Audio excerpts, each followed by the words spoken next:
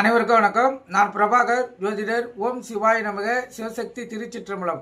இன்று பிறந்த நாள் காணும் அனைவருக்கும் வாழ்த்துக்கள். அதேபோல் இன்று திருமண நாள் காணும் அனைவருக்கும் வாழ்த்துக்கள்.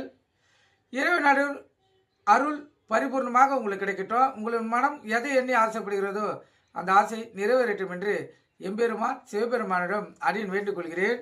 இப்போ நான் என்ன சொல்ல போறேன்னா, இந்த கார்த்திகை 1 கார்த்திகை மாதத்தில் சில சிறப்பு மிக்க சக்திகள் இருக்கிறது இறைவனை வணங்கக்குள்ள. அதை பற்றி தான் சொல்ல போகிறேன். கருத்து கொண்டு பயன்பெறுக.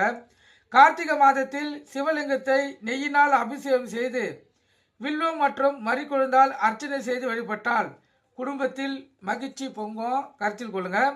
கார்த்திகை மாதத்தில் நாள்தோறும் சூரிய உதயத்தின் போது நீராடுபவர்கள் சகல புண்ணிய தீர்த்திகளில் நீராடிய புண்ணிய பலனை அடைவார்கள். விஷ்ணு பகவானை கார்த்திகை மாதத்தில் பூக்களால் அர்ச்சனித்து பூஜை செய்வர்கள் மோட்ச நிலையை அடையக்கூடிய வாய்ப்பை பெறுவார்கள். கார்த்திகை மாதத்தில் விஷ்ணு பகவானை துளசி இலையால் அர்ச்சனை செய்பவர்கள் பகவானுக்கு சமர்ப்பிக்கும் ஒவ்வொரு துளசி இலைக்கும் ஒவ்வொரு அஸ்வமேத யாகம் செய்த பலனை அடைவார்கள்.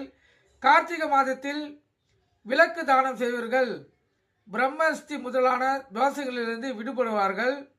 கார்த்திகை தீப திருநாளன்று தீபங்கள் ஏற்றி முருகனை வழிபடுவது குடும்பத்திலும் உள்ளத்திலும் மகிழ்ச்சி ஏற்படுத்தும். கார்த்திகை மாதத்தில் ஆலயங்களில் தீப ஏற்றி வைப்பதும் இல்லத்தில் இரு வேளைகளில் விளக்கேற்றுவதும் எல்லாம் சுபமங்கலமாக தந்து வாழ்க்கையில் ஒளிமயமான வாழ்க்கையை ஏற்படுத்தி தரும். கார்த்திகை மாதத்தில் தினமும் விளக்கேற்ற இயலாதவர்கள் துவாதசி, சதுர்த்தி, பௌர்ணமி ஆகிய 3 தினங்கள் மட்டுமாவது கண்டிப்பாக தீபம் ஏற்ற வேண்டும். அப்போதான் அவங்க வீட்டில் மகிழ்ச்சிக்கு குறைவில்லாமல் இருக்கும்.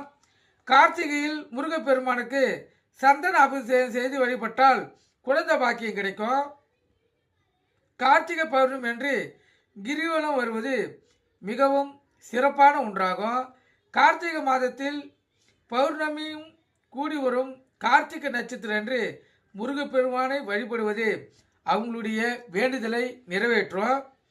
கார்த்திகையில் சோமவார விரதம் இருப்பது பாவங்களை முழுதுமாக விரட்டும்.